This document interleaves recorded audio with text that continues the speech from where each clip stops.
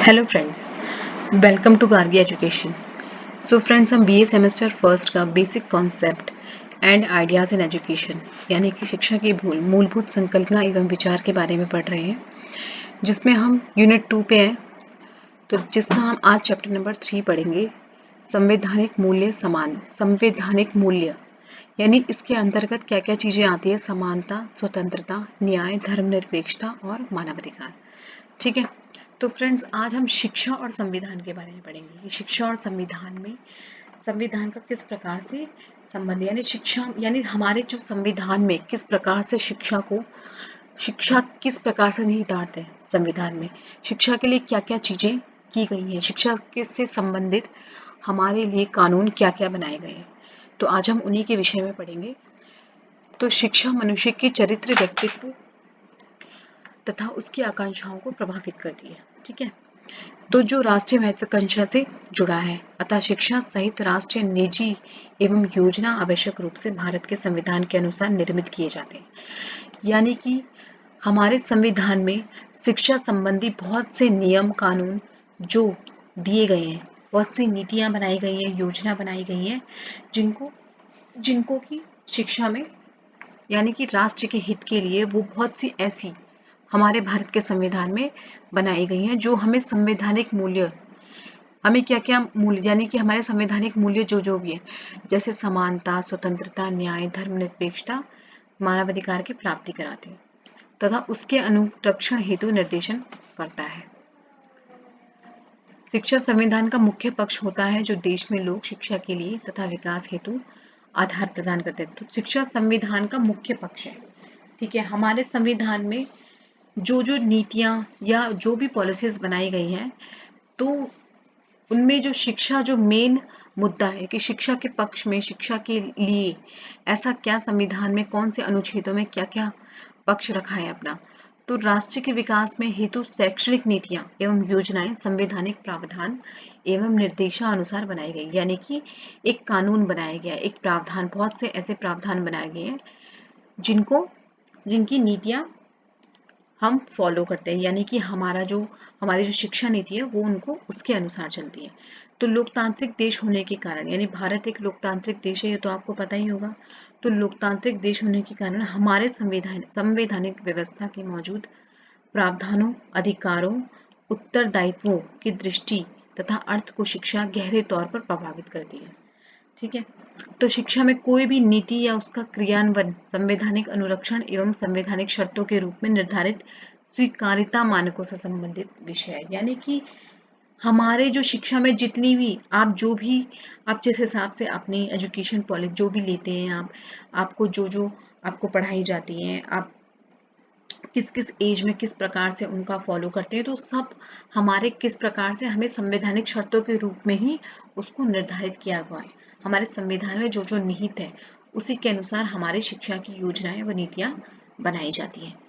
तो फ्रेंड्स, अब हमारे संविधान में आपको पता है बहुत से मौलिक अधिकार होते हैं।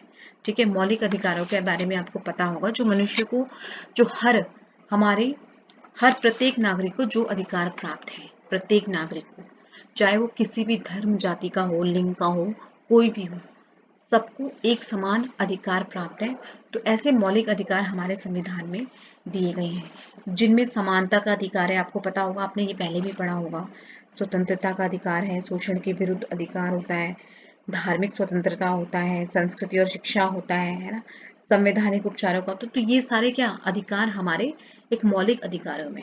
तो हमने आज से संवैधानिक मूल्यों में जो शैक्षणिक निहितार्थ है, यानी कि ऐसे हमारे कौन से संविधान में किस प्रकार से शिक्षा के बारे में पढ़ेंगे कि कौन कौन से शिक्षा के अधिकार दिए गए हैं और किन किन अनुच्छेदों में शिक्षा के विषय में कहा गया है। तो सबसे पहले तो फ्रेंड, समानता का जो अधिकार है वो अनुच्छेद 14 से 18 तक है।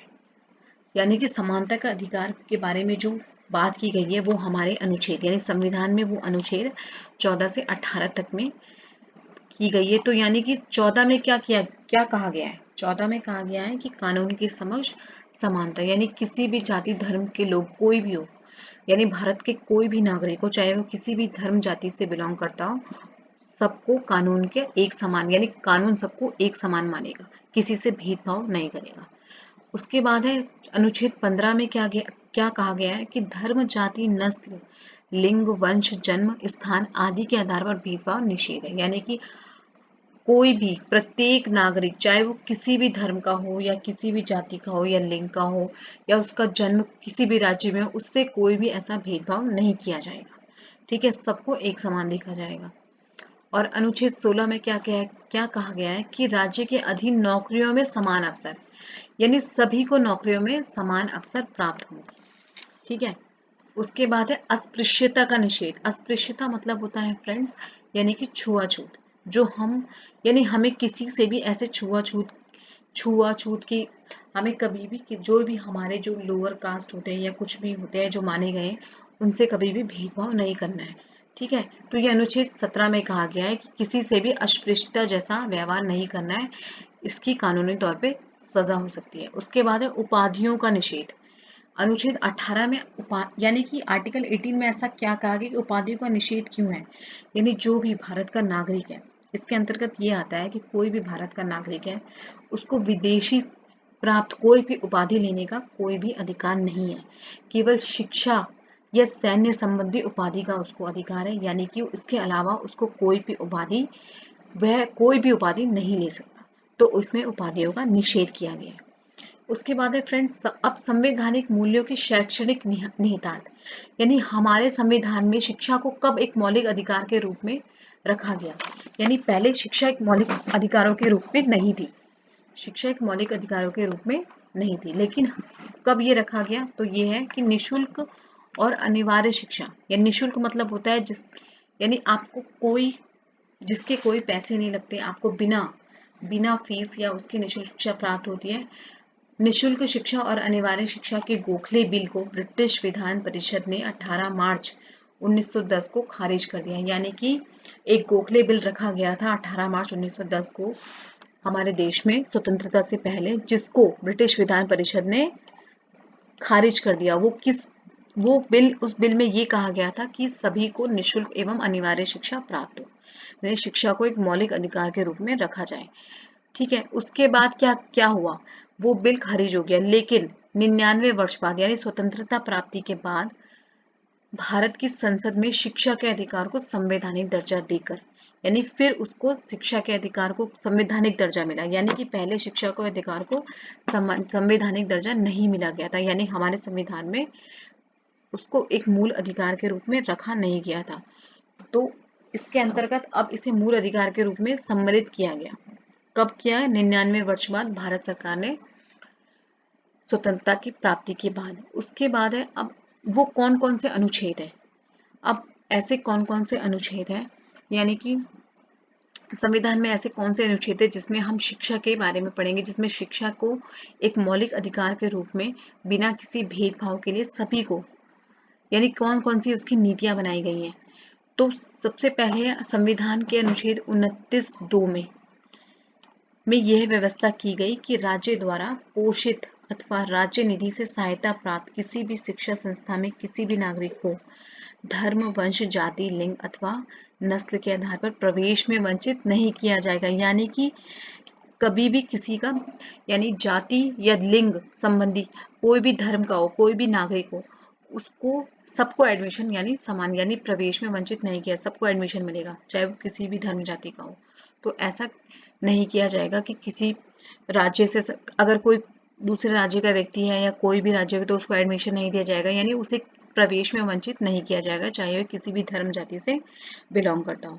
ठीक है, और दूसरा है कि संविधान के अनुच्छेद 14 में क्या कहा गया है, 14 के अनुसार राज्य के लिए यह दायित्व है कि कानून के समक्ष समानता। इसमें क्या है, प्रत्येक व्यक्ति कानून की नजरों में सब समान है, चाहे वह किसी भी धर्म जाति का हो, वो कानून के समक्ष उसको समानता का अधिकार प्राप्त है और संरक्षण का अधिकार भी।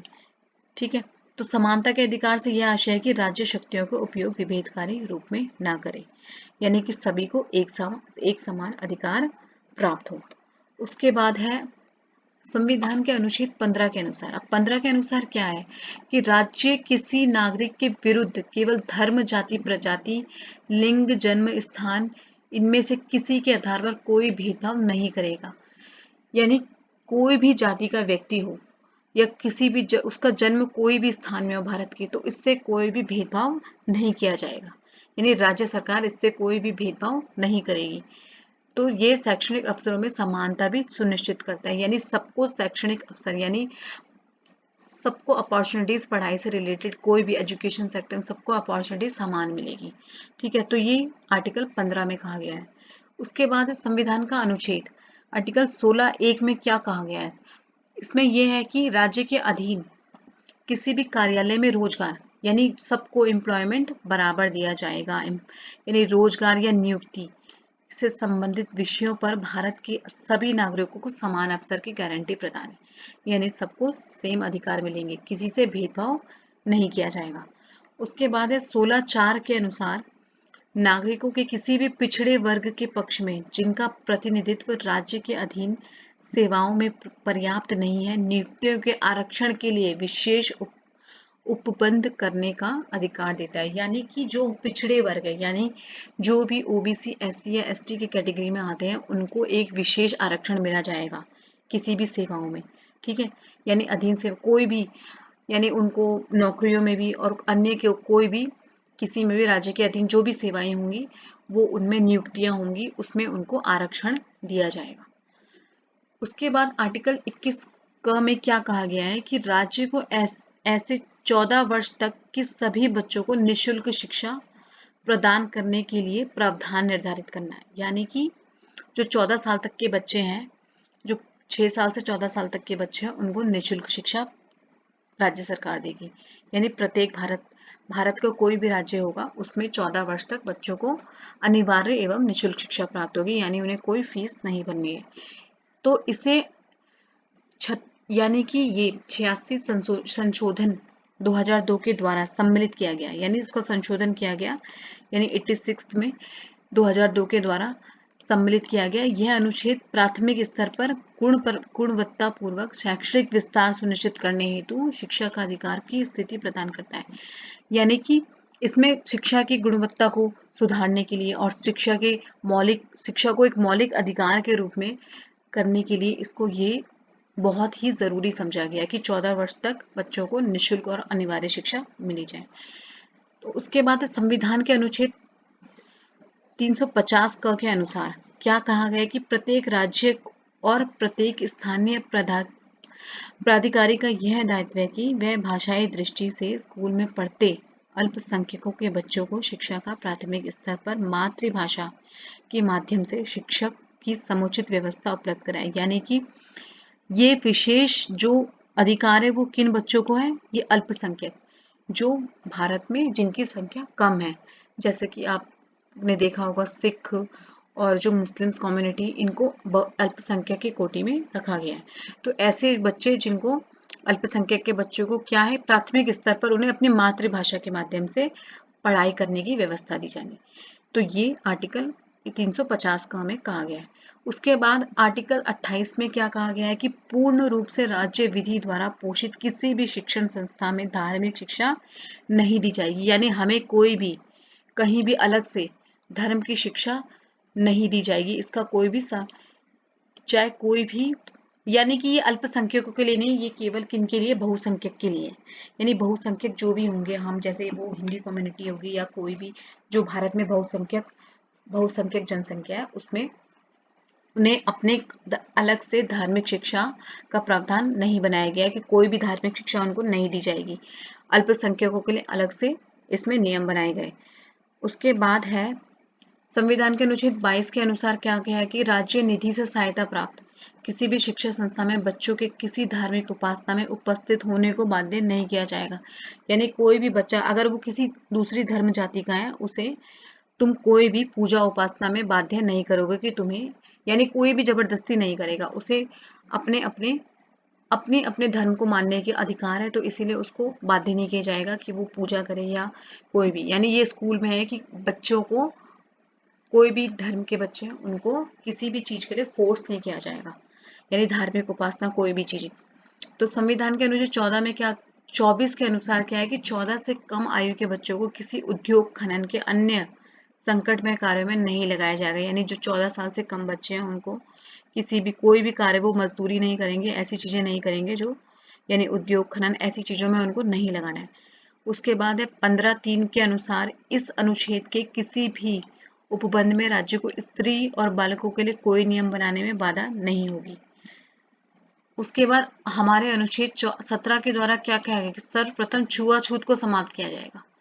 यानी कि जो भी अस्पृश्यता का कानून है वो है कि छुआछूत नहीं किया जाएगा किसी से भी, कोई भी धर्म जाति का व्यक्ति होगा उसको छुआछूत नहीं किया जाए, समाप्त कर दिया जाएगा। और अगर ऐसा कोई करता है तो उसके लिए उसकी सजा का प्रावधान होता है।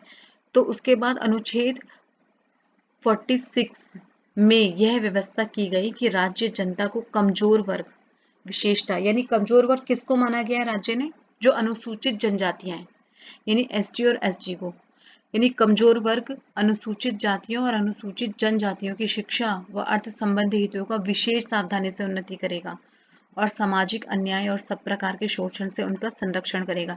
यानी मोटे तौर पे इसमें ये अस्पृश्यता का कानून है 17 आर्टिकल 17 में कि कोई भी अगर वो किसी धर्म जाति से अलग, यानी कोई एससी है, अगर एसटी ओबीसी है, उससे छुआछूत या उस भेदभाव नहीं किया जाएगा और उसको एक विशेष छूट मिलेगी हर चीज में, और उसको पैसों की सहायता भी दी जाएगी अर्थ संबंधी हितों का, और उसको एक समाज में अगर उसके साथ अन्याय होता है या किसी प्रकार का शोषण होता है तो उसकी संरक्षण भी किया जाएगा।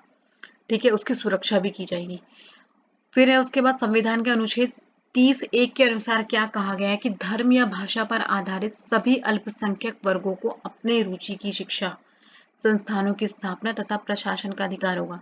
यानी ये केवल अल्पसंख्यक वर्गों के लिए है, वो किसी भी धर्म या भाषा पर अपना कोई भी संस्थान खोल सकते हैं। ठीक है, प्रशासन को तो यानी इसका केवल अधिकार ये बहुसंख्यक को नहीं अपितु ये केवल अल्पसंख्यक को ही प्राप्त है। उसके बाद है संविधान अनुच्छेद 30(2) के अनुसार क्या कहा गया है कि शिक्षा संस्थानों को सहायता देने में राज्य किसी विद्यालय के विरुद्ध इस आधार पर भेदभाव नहीं करेगा कि धर्म या भाषा पर आधारित अल्पसंख्यक वर्ग के प्रबंधन में है। यानी उसको भाषा या धर्म से, अगर वो किसी अन्य भाषा किसी धर्म से है या वो अल्पसंख्यक, तो उस पर कोई भी भेदभाव नहीं किया जाएगा। यानी शिक्षा कोई भी संस्थान हो, यानी हमारे शिक्षा संस्थान चाहे विद्यालय चाहे अन्य शिक्षा संस्थान हो, तो उसको सहायता देने में मना नहीं कर सकता कोई भी। यानी उसको आर्थिक सहायता या कोई भी, तो आर्थिक सहायता देने में किसी भी विद्यालय के आधार पर भेदभाव नहीं करेगा, यानी सबको समान सहायता दी जाएगी। तो ये है फ्रेंड्स, ये शैक्षणिक जो भी संविधान में हमारी शिक्षा से संबंधित जितने भी अनुच्छेद हैं ये सभी हमारे शिक्षा से संबंधित है कि हमें किस प्रकार से भेदभाव नहीं किया जाएगा, नौकरियों में समान अवसर प्राप्त होंगे और कोई भी छुआछूत नहीं मानेगा और कोई भी किसी भी जनजातियों से उसका शोषण नहीं करेगा या अन्याय नहीं करेगा। तो ये सभी हमारे एक तरह से शिक्षा से संबंधित सभी विचार अनुच्छेद हैं जो मैंने आपको पढ़ाया है। तो आई होप आपको समझ आया होगा संवैधानिक शिक्षा और संविधान में क्या इसका संबंध है। तो फ्रेंड्स, अगर वीडियो अच्छी लगी हो तो चैनल को सब्सक्राइब ज़रूर करना, और नेक्स्ट क्लास में हम एक नए टॉपिक के साथ मिलेंगे।